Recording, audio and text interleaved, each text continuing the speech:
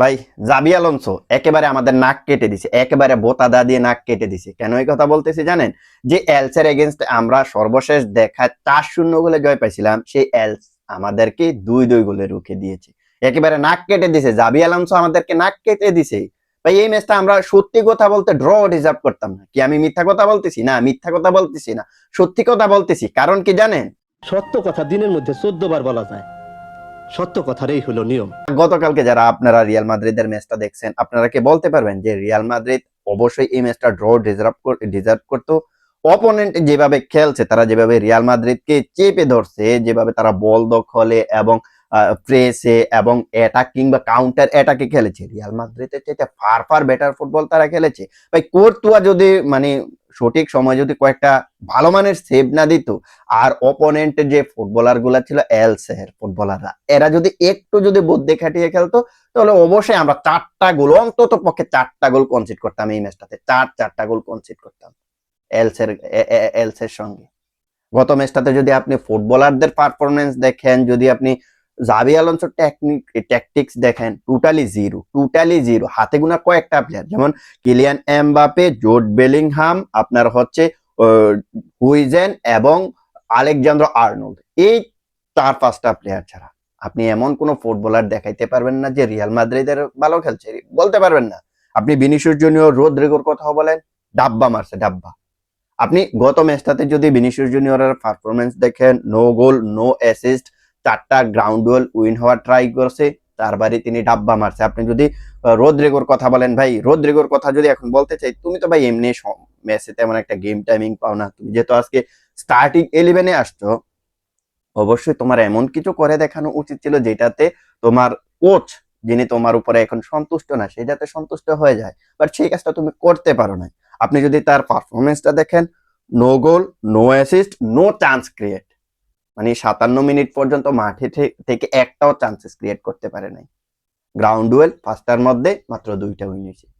So আপনি এখন রদ্রিগোর ব্যাপারে কি বলবেন?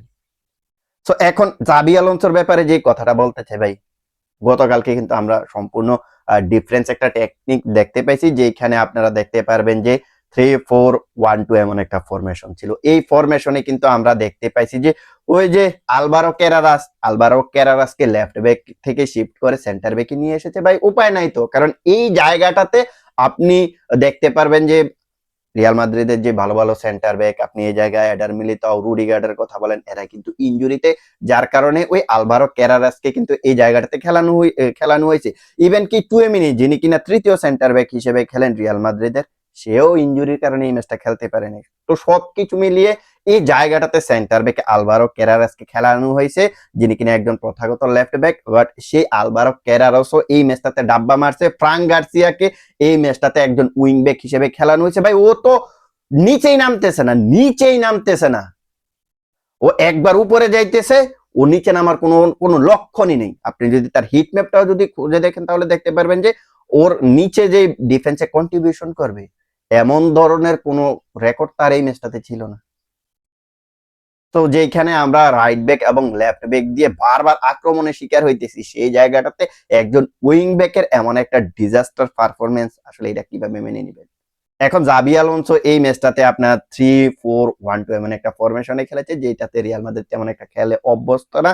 বাট আজকের এই ম্যাচটাতে আমরা দেখতে পেয়েছি জাবি আলোনসো কিছুটা টেকনিক চেঞ্জ করেছে, অপোনেন্টকে যেভাবে অ্যাটাক করার ট্রাই করেছে, সেই অ্যাটাকে চিটে ফটো আমরা এই ম্যাচটাতে দেখতে পাইনি। হ্যাঁ, আপনি বলতে পারেন এই জিনিসটা যে রিয়াল মাদ্রিদ 2বার পিছিয়ে পড়েও 2বার গোল করে ড্র করেছে, এটা একটা পজিটিভ সাইড। বাট এতটুকুই বলতে পারবে।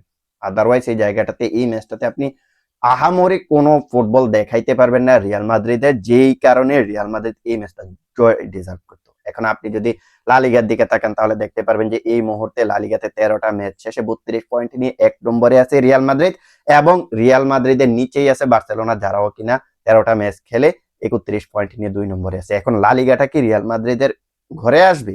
আমার কাছে তো মনে হয় না। কেন মনে হয় না জানেন?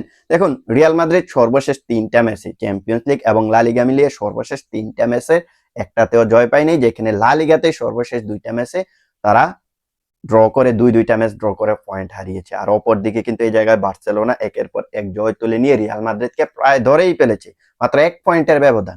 তো এই 1 পয়েন্টের ব্যবধান নিয়ে আপনি কতদিন নাম্বার ওয়ানে টিকে থাকতে পারবেন? সেটা কি আদৌ সম্ভব?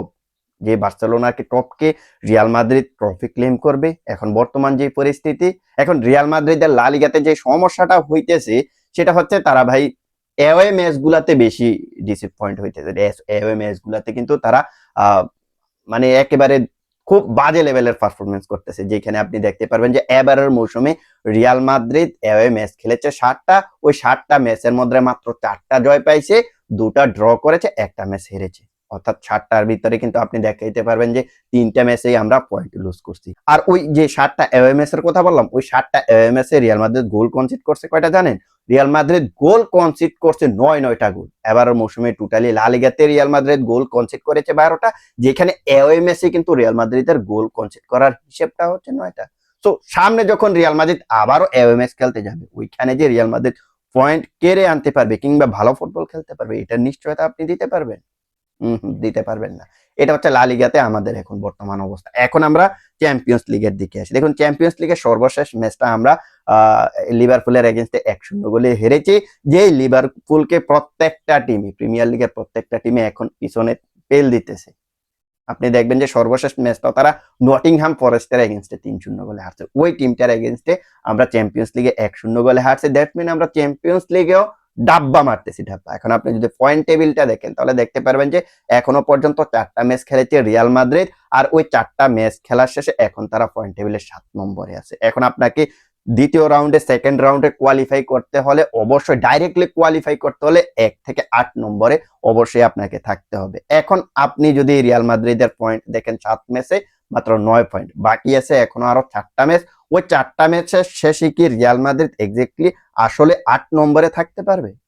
এখন আপনি যদি রিয়াল মাদ্রিদের সামনে যে ম্যাচগুলা দেখেন তাহলে দেখতে পারবেন যে তাদের ম্যান সিটির সঙ্গে খেলা, তাদের হচ্ছে বেনফিকার সঙ্গে খেলা, তাদের মোনাকোর সঙ্গে খেলা, ইভেন আপনার আরেকটা কি জানি টিম আছে, আচ্ছা ভুলে গেছি ওই টিমের, যদিও টিমটা একটু দুর্বল, ওই টিমের এগেইনস্টে আরো টোটালি 4টা ম্যাচ আছে। এই 4টা ম্যাচ শেষে রিয়াল মাদ্রিদকে পয়েন্ট টেবিলের 1 থেকে 8 নম্বরে থাকতে হবে সরাসরি সেকেন্ড রাউন্ডে কোয়ালিফাই করার জন্য।